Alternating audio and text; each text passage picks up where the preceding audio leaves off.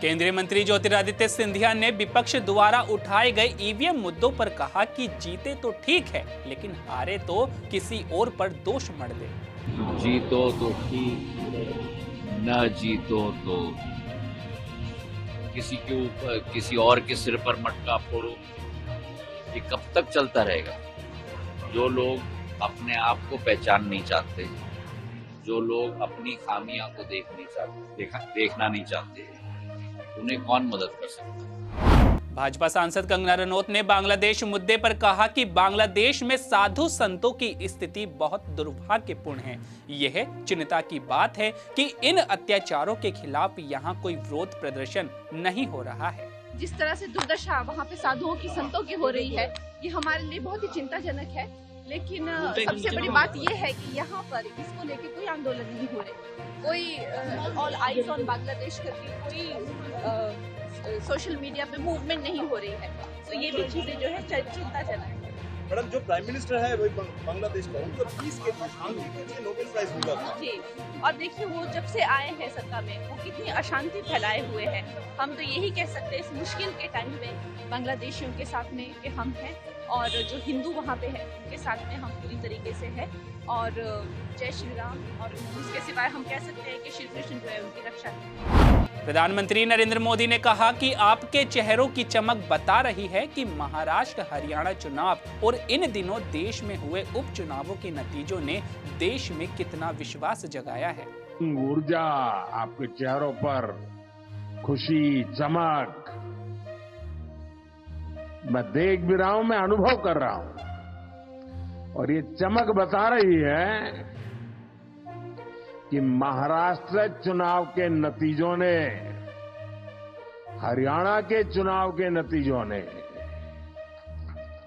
और इन दिनों देश भर में जो उपचुनाव हुए उससे जो नतीजे आए हैं, पूरे देश में कैसा विश्वास भर दिया है, ये मैं आपके आंखों में देख रहा हूं। अब देखिए, उड़ीसा ने शुरुआत की, फिर हरियाणा, फिर महाराष्ट्र,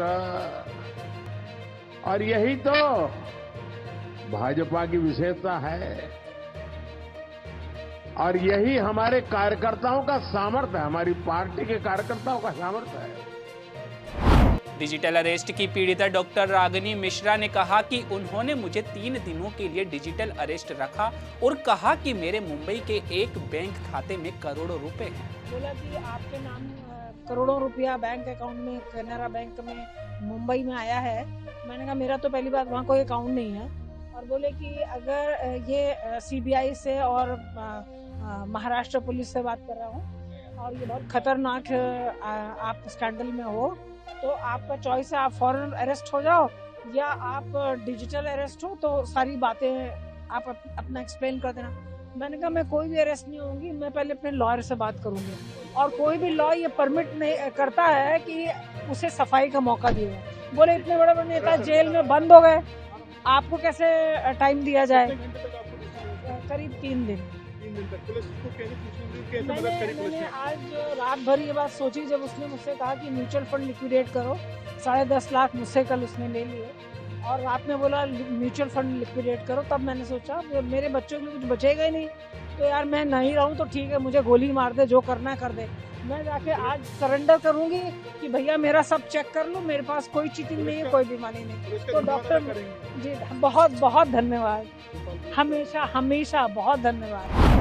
ईवीएम मुद्दे पर कांग्रेस नेता भाई जगताप ने कहा कि हमारा लोकतंत्र दुनिया का सबसे बड़ा लोकतंत्र है। अगर ईवीएम को लेकर इस तरह का कोई संदेह पैदा होता है तो उसका जवाब दिया जाना चाहिए। सबसे इम्पोर्टेंट बात ये है कि भाई ईवीएम ऐसा कौन सा बड़ा ये है कि जो सेट नहीं हो सकता। 25-30 साल पहले पुरानी ये टेक्नोलॉजी अब वो आउटडेटेड हो गई। ये कहते हैं कि कांग्रेस ने लाई, बिल्कुल लाई, क्योंकि फ्रांस में वो सब तभी चल रहा था, अमेरिका में चल रहा था, वहां जर्मनी में चल रहा था, तो कांग्रेस ने वो टेक्नोलॉजी लाई। पर जब 2009 के बाद बहुत ही ज्यादा इसके ऊपर चिंतन हुआ, बहुत ही ज्यादा इसके ऊपर शंका आई, डाउट पैदा हुए, तो 2014 में तो इन्होंने उसकी जो कि हालत की तो आपने देखा होगा।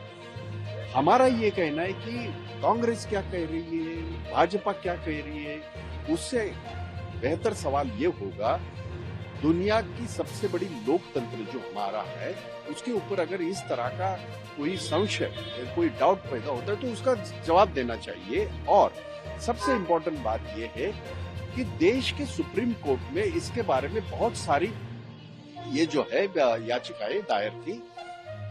अप्रैल 2024 में उसके ऊपर निर्णय आया और वो यही था कि वीवीपैट जो है, आपको बैलेट पेपर अगर नहीं ये करना है तो वीवीपैट में जो स्लिप आती है उसकी गिनती होनी चाहिए।